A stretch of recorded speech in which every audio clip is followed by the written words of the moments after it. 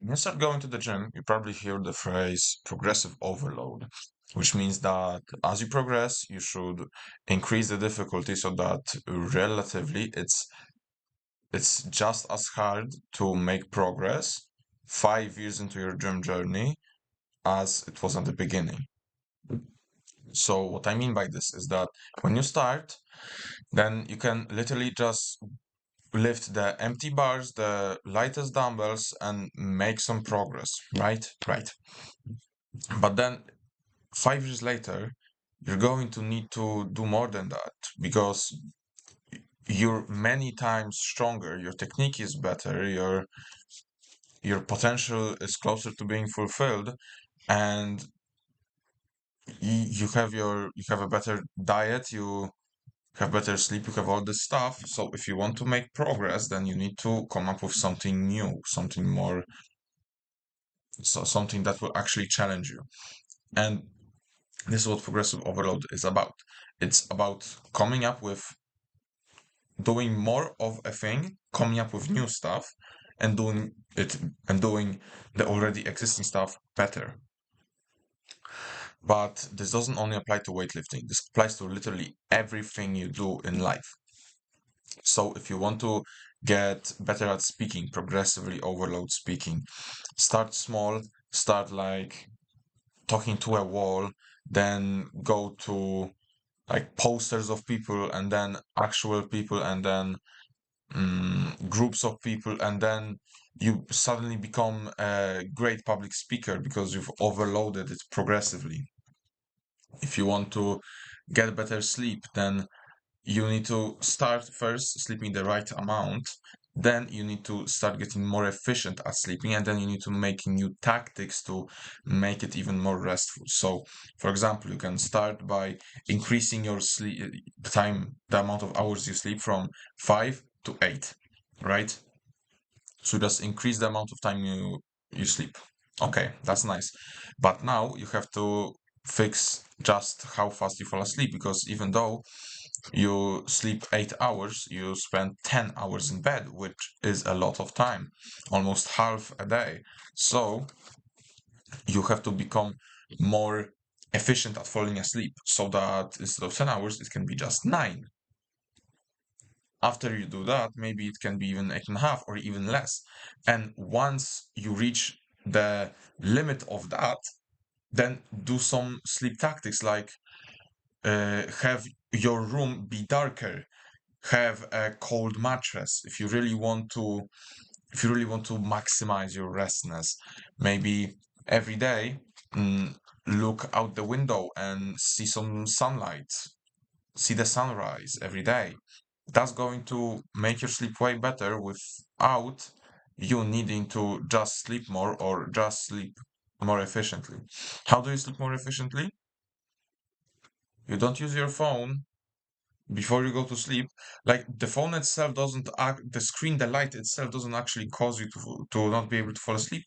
It's just that the content emotionally, emotionally, mm, fuck. The content like impacts you emotionally, and you cannot fall asleep. So if you watch a funny video which actually makes you audibly laugh, it's going to make you worse at falling asleep because you're just going to be so emotionally, mm, so emotionally attached to that video, or just in general, just be in a certain mood. You want to be in a neutral mood when you fall asleep. That's how you actually get better at it. And this also applies to business, to social skills, to everything in life. And for every single thing which it applies to, it works different, because although it follows a general principle of more new or more better new. So first you start with doing more of the things. So if it's going to the gym, then you start with going once a week, half an hour workouts, to once a week, full hour workouts, then twice a week, 3 times a week, and eventually you settle at the point where it's comfortable. For me, I work out, I go to the gym, I weightlift twice, and then I do plyometrics 3 times a week. So that's 5 days total. And then once I'm at the 5 days a week, then you can actually improve your workouts. Then you can start doing those like science-based workouts, or really finding the workout that suits you the best, and really just optimizing the hours, the particular hours that you go in, particular days of the week that you go in. So for example, I go to the gym for weightlifting usually at like Monday and Sunday, and then the plyometrics will be at Tuesday, Saturday, and Thursday. So that's what I do. And then you have to do new. So you change just the whole style of workout. So if you've been doing stereotypical weightlifting for bodybuilding, then switch to calisthenics for a while maybe, and find out whether it's actually good for you. If it's dieting, then just start by eating less shit food. Then usually it's more of a thing. Here it's less, so you eat less shit food. Then better, so the food you already eat improves. And then new, you start just eating on a new diet. So for example, if you really focus on gym exercise, then what I'd recommend is for you to have the caveman diet. So the diet is as diverse as it can be. Because the true caveman diet is you literally just eat every single type of meat, every single type of vegetable, and every single type of fruit. Also add like fungi mushrooms in there.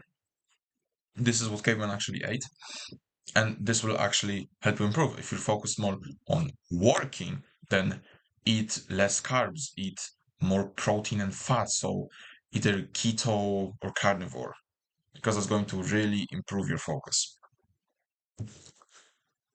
So this also applies to business, literally anything you can think of. So that's my lesson for today, that progressive overload applies to every single area of life. So yeah, sleep well, do better. That's why I say do better, because it's progressive overload. See ya.